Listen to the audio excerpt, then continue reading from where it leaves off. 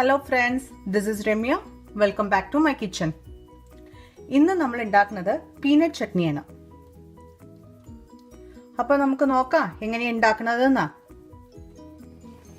അതിനു വേണ്ടിയിട്ട് ഞാൻ ഒരു ഇത്തിരി എണ്ണ ഒഴിക്കുന്നുണ്ട്.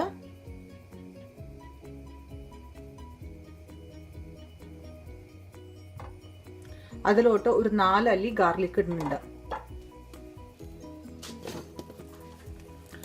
1 ടേബിൾ സ്പൂൺ ചനാ ദാൽ, 1 ടേബിൾ സ്പൂൺ ഉഴുന്നുപരിപ്പ്.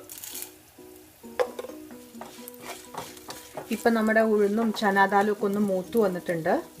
അതിലോട്ട് 2 കപ്പ് പീനട്ടാണ് ഇടുന്നത്.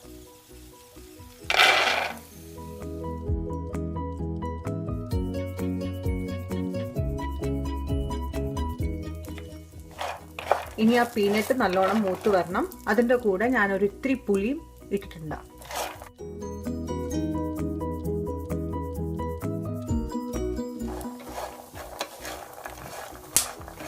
പീനട്ട്സൊക്കെ നല്ലോണം മൂത്ത മണം വരാൻ തുടങ്ങിയിട്ടുണ്ട്.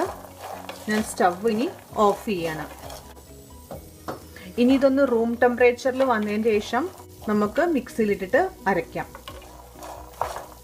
സ്റ്റവ് ഓഫ് ചെയ്ത് കഴിഞ്ഞാലും കുറച്ച് നേരം ഒന്ന് ഇളക്കി കൊടുത്തോളൂ. കാരണം നമ്മുടെ കടായിക്ക് ഇപ്പോഴും ചൂടുണ്ടായിരിക്കും. ഇല്ലാച്ച നമുക്ക് കരിഞ്ഞു പോകും നമ്മുടെ പീനട്ട്സൊക്കെ. ഇല്ലാച്ച ഒന്ന് പാത്രം മാറ്റിയാലും മതി.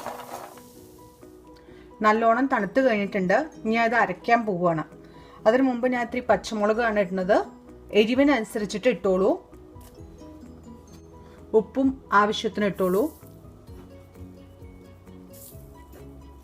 ഫസ്റ്റ് ഞാൻ അരയ്ക്കുമ്പം ഞാൻ വെള്ളം ഒഴിക്കാണ്ടാണ് അരയ്ക്കുക. ഒന്ന് ക്രഷ് ചെയ്ത് കഴിഞ്ഞതിൻ്റെ ശേഷമേ ഞാൻ വെള്ളം ഒഴിക്കാൻ പോകുന്നുള്ളൂ.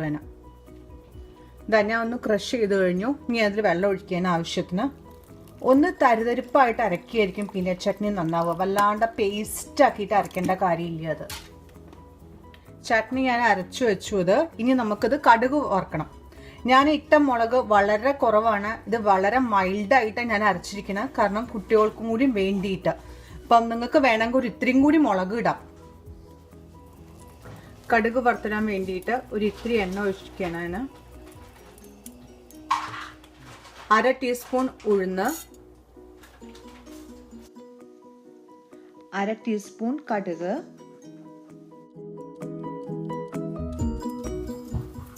ചുവന്ന വറ്റൽമുളക്, കറിവേപ്പില,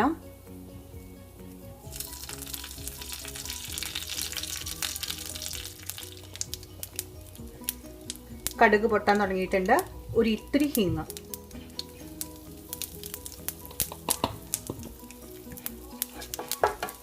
സ്റ്റവ് ഓഫ് ചെയ്യണം.